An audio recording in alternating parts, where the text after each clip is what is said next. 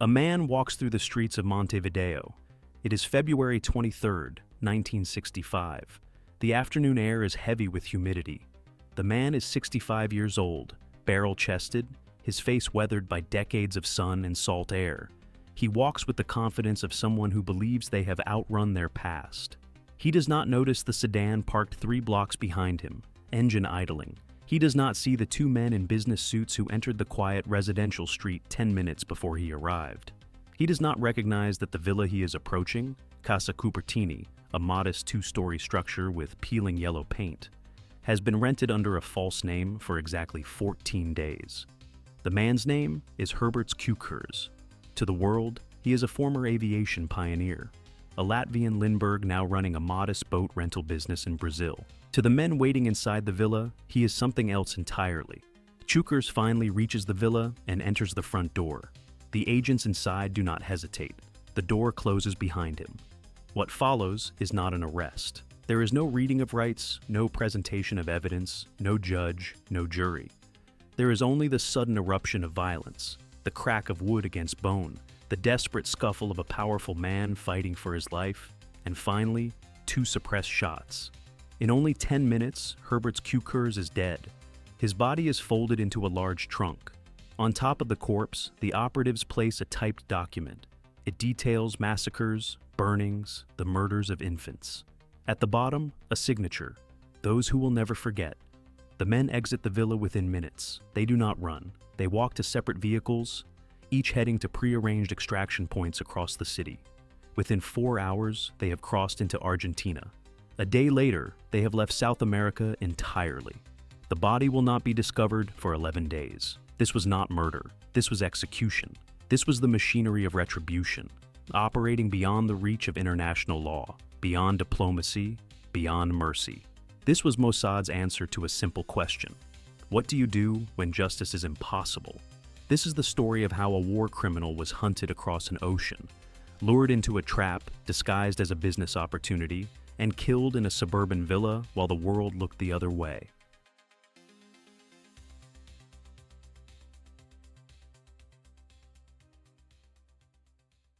In the early 1900s, Liepāja, Latvia, a boy is born into a nation that does not yet exist. His name is Herberts Cukurs, and from his earliest years, he is obsessed with flight. By the 1930s, Cukurs has become a legend. He is Latvia's most celebrated aviator, self-taught, fearless, a man who builds his own aircraft from scavenged parts and flies them across continents. In 1933, he completes a solo flight from Riga to Gambia, a journey of over 4,000 miles. European newspapers compare him to Lindbergh. He is received by presidents, children collect his photographs. But in 1940, the world Cukurs knows collapses. The Soviet Union annexes Latvia. 1 year later, Nazi Germany invades. The nation is carved between 2 empires, and men like Cukurs, proud, nationalistic, desperate, are forced to choose. Cukurs chooses the Germans. He joins the Authorized Commando, a paramilitary unit formed under the supervision of the SS. Its stated purpose is maintaining order. Its actual function is extermination. The unit is composed of Latvian volunteers, men who view the occupying Germans not as conquerors, but as liberators from Soviet rule. To these men, the Jews of Latvia are collaborators with the Bolsheviks, enemies to be purged. Cukurs is appointed deputy commander. What follows is not war. It is industrial slaughter. On November 30th and December 8th, 1941, the Authorized Commando participates in the Rumbula massacre. Over 2 days, more than 25,000 Jews from the Riga ghetto are marched into the Rumbula forest and shot. The bodies are buried in mass graves. Cukurs is there. Witnesses will later testify that he did not merely supervise. He participated. He was seen dragging victims to the execution pits. He was seen killing infants. On July 4th, 1941, Cukurs and his unit set fire to the Great Choral Synagogue in Riga. The doors are barred. Witnesses estimate that between 300 and 500 people were burnt alive inside. Survivors describe Cukurs as a man who enjoyed his work. He was not a bureaucrat shuffling papers in Berlin. He was a killer who operated at close range, who looked his victims in the eyes. Witnesses recall him boasting about his efficiency, joking about the day's quota. By the time the war ends, the Auraj Commando has murdered an estimated 26,000 Jews. Cukurs' personal death toll is unknown, but it is measured in the hundreds, possibly thousands. In 1945, as Soviet forces close in on Riga, Cukurs flees. He does not flee quietly. He commandeers a small boat and sails across the Baltic Sea to Germany. From there, he makes his way through the chaos of post-war Europe, eventually securing false papers under the name Pedro Olak. In 1946, he boards a ship bound for South America. He arrives in Brazil and settles in São Paulo. He does not hide. He uses his real name. He opens a business renting boats and small aircraft. He lives in a modest house. He attends social events within the Latvian émigré community. He gives interviews to journalists, reminiscing about his aviation exploits. When pressed about his wartime activities, he claims he was merely an officer who followed orders, a patriot defending his homeland from Soviet oppression. Brazil does not extradite him. West Germany, still rebuilding, has not issued a warrant. The legal machinery that will eventually pursue Nazi war criminals is still taking shape. For nearly 2 decades, Cukurs lives in plain sight. To his fellow Latvian exiles, he is a hero. To Simon Wiesenthal, the famed Nazi hunter, he is a priority. Wiesenthal compiles a dossier. He identifies witnesses. He lobbies governments. But there is no mechanism to bring Cukurs to justice. Extradition treaties are tangled. Brazil's statute of limitations is vague. Israel, still a young nation, is focused on trials that can be prosecuted in court. So, Wiesenthal does what he can. He makes Cukurs' name known. He ensures the butcher of Riga does not disappear into comfortable anonymity. He ensures that someone, somewhere, is paying attention. In Tel Aviv, someone is.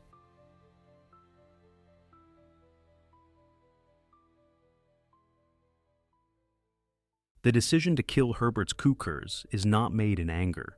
It is made in a conference room. Mossad, Israel's foreign intelligence service, is still refining its doctrine. 5 years earlier, they captured Adolf Eichmann in Buenos Aires and smuggled him to Israel to stand trial. The operation was a triumph of intelligence tradecraft, but it was also diplomatically fraught. Argentina protested. The United Nations condemned the violation of sovereignty. Israel defended the action as necessary, but privately, Mossad leadership understood the limits of such operations. You could not kidnap every Nazi and drag them into a courtroom, but you could send a message. The file on Herberts Cukurs lands on the desk of Meir Amit, the director of Mossad. The file is thick, witness testimonies, photographs, Wiesenthal's meticulous research. Amit reads it and makes a calculation. Cukurs will never stand trial. Brazil will not cooperate. West Germany has not prioritized him. The International Criminal Court does not yet exist. If justice is to be done, it will not be done through law. It will be done through elimination. The operation is assigned a code name. It is assigned to a unit within Mossad known as Caesarea, the department responsible for covert operations abroad. Caesarea does not arrest. It does not surveil. It acts. Its operatives are ghosts, men and women who travel on forged passports, who live under false identities for months at a time, who are trained to kill and disappear without leaving evidence. The mission lead is Yaakov Meidad, a veteran operative who served as the logistics coordinator for the Eichmann operation. Meidad is 42 years old, precise, methodical. He does not speak unless necessary. He does not take risks unless they are calculated. He has studied Cukurs' file for weeks, memorizing every detail, his daily routines, his business contacts, his vanities. Cukurs' vulnerability is not his security. He has none. His vulnerability is his ego. Meidad devises a simple plan. Appeal to the man Cukurs used to be. Remind him of his glory days as an aviator. Offer him a path back to relevance. Offer him money. Offer him partnership. Make him believe that the world has not forgotten him, that there is still a place for a man of his talents. In short, lie. Meidad adopts the identity of Anton Quenzel, a wealthy Austrian businessman with interests in tourism and aviation. He fabricates a background, family wealth, a property development firm, connections throughout South America. He has the documents forged, business cards, bank statements, letters of introduction.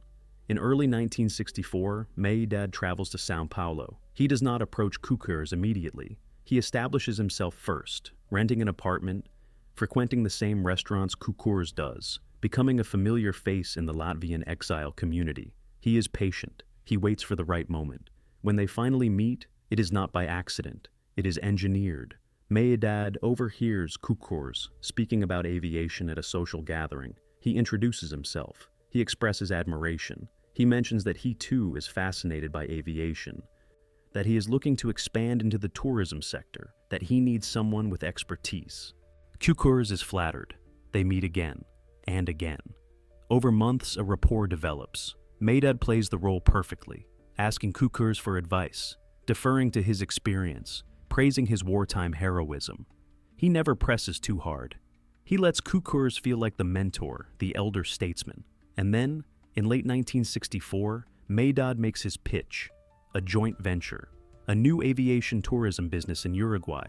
Montevideo is booming, Meidad explains. There is money to be made.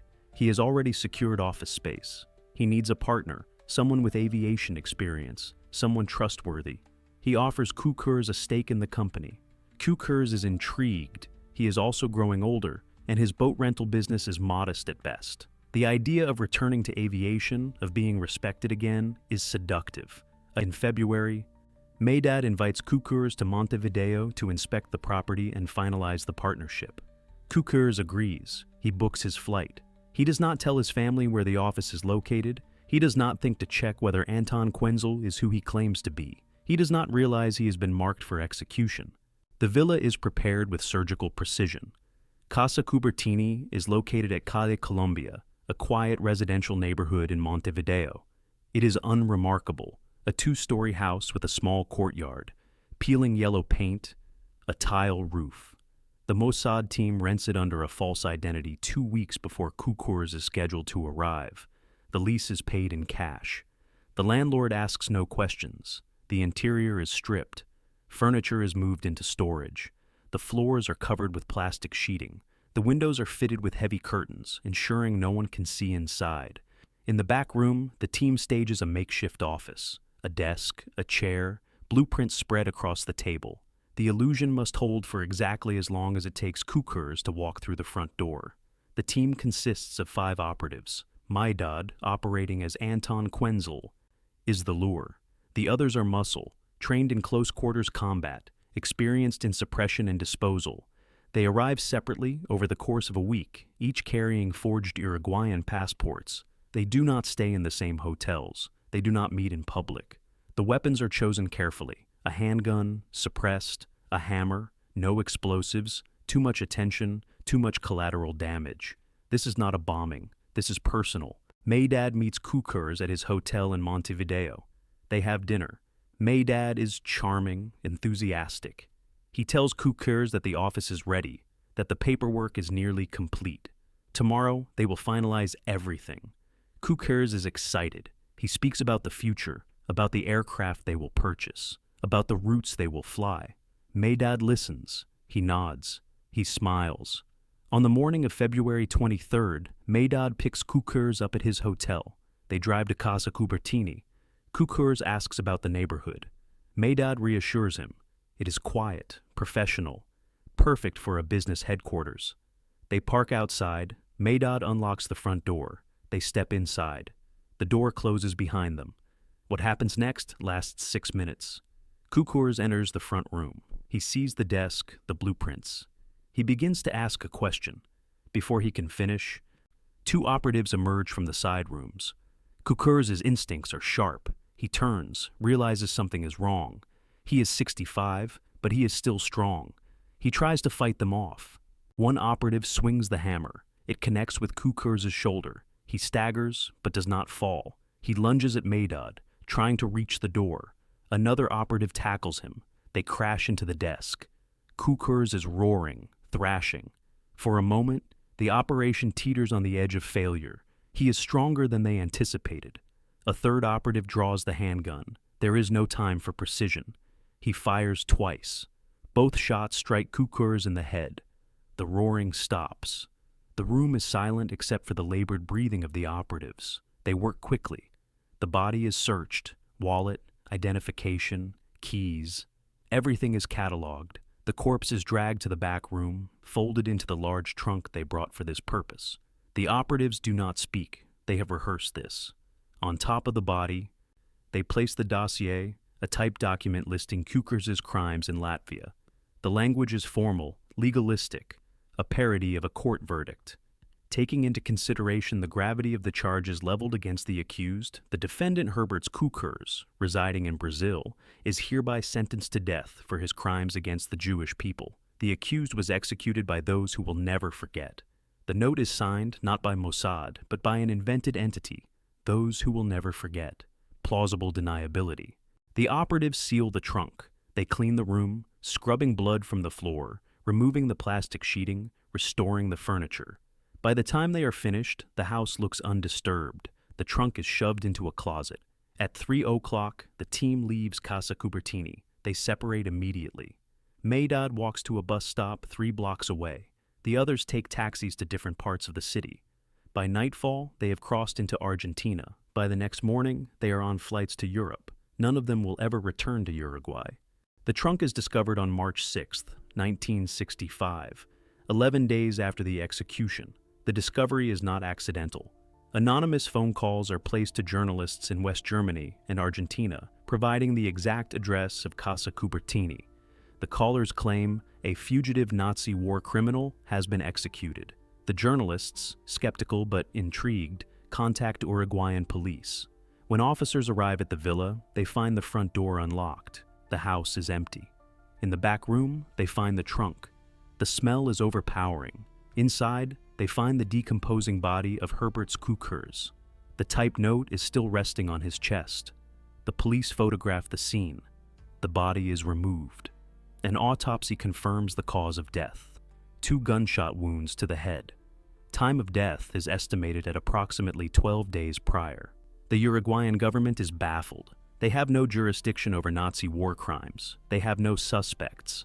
The house was rented under a false name, paid in cash. The neighbors saw nothing unusual, just businessmen coming and going. Within hours, the story breaks internationally. West German newspapers run headlines: Nazi war criminal executed in Uruguay.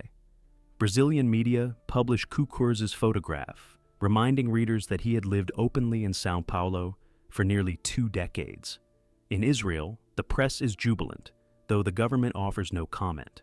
Officially, the Israeli Foreign Ministry denies involvement. Spokesmen state that Israel had no operation in Uruguay, that they are unaware of who those who will never forget might be. The denial is thin, transparent. Intelligence agencies around the world immediately recognize the signature, the precision, the planning, the theatrical note left with the body. This is Mossad. The Soviet Union issues a formal protest, condemning Israel for violating the sovereignty of a neutral nation. The statement is ignored. West Germany, still grappling with its own wartime past, remains silent. Uruguay conducts a perfunctory investigation, but makes no arrests. The case is quietly shelved. In the Latvian exile community, Cukurs is eulogized as a patriot, a victim of Jewish revenge. His funeral is held in São Paulo, attended by hundreds of mourners. In Tel Aviv, the file on Herberts Cukurs is stamped accomplished and archived. But the operation's significance extends beyond the death of one man. The assassination is a calculated message. After the Eichmann capture, Mossad faced a dilemma. Legal operations were effective, but diplomatically expensive. Trials required cooperation, extradition treaties, political capital. Not every Nazi could be brought to court. Some would die of old age before the machinery of international law caught up to them. The Cukurs operation offers an alternative: extrajudicial execution. It signals that Mossad is willing to act outside the boundaries of law when law is insufficient. It tells fugitive war criminals that distance is not safety, that anonymity is not protection, that there is no statute of limitations on retribution. The message is received. In the years following Cukurs' death, multiple former Nazis living in South America relocate to more secure locations or disappear entirely. Some adopt new identities, others seek protection from sympathetic governments. The calculus has changed, the cost of living openly has increased, but there is a cost to Israel as well. The operation marks a shift in Mossad's doctrine, from intelligence gathering and legal prosecution to targeted killing. It sets a precedent.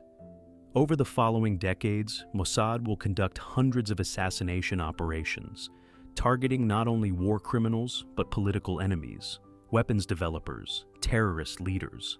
The line between justice and vengeance becomes harder to define. Critics argue that the Cukurs assassination, however morally justified, established a dangerous principle, that states may kill their enemies abroad, without trial, without oversight. They argue that this undermines the international legal order, that it legitimizes extrajudicial violence, that it invites retaliation. Supporters argue the opposite, that when law fails, justice demands action, that some crimes are so monstrous, some criminals so unreachable, that extraordinary measures are not only justified, but necessary, that Herberts Cukurs, the man who burned people alive, who murdered infants, who boasted of his efficiency, forfeited his right to a trial the moment he pulled the trigger in the rumble of forest. Both arguments are valid, neither is complete. What remains is this. On February 23, 1965, in a quiet suburb of Montevideo, a man was executed by agents of a foreign government. His body was left in a trunk with a note that read, "Those who will never forget." The operation was never officially acknowledged. No one was arrested. No trial was held. Today, Casa Cupertini still stands at Calle Columbia. It is a private residence. Commuters pass it every day, unaware of what transpired there nearly 60 years ago. The street is busy. Children play in the courtyard. The world has moved on. But in the archives of Mossad, in the memory of Holocaust survivors, in the calculations of intelligence agencies around the world, the operation endures. It is a reminder that history is not neutral, that justice is not always legal, and that some debts are never forgiven. The machinery of retribution does not announce itself. It does not seek credit. It operates in silence, in shadows, in the gap between what the law permits and what morality demands. And it is still running,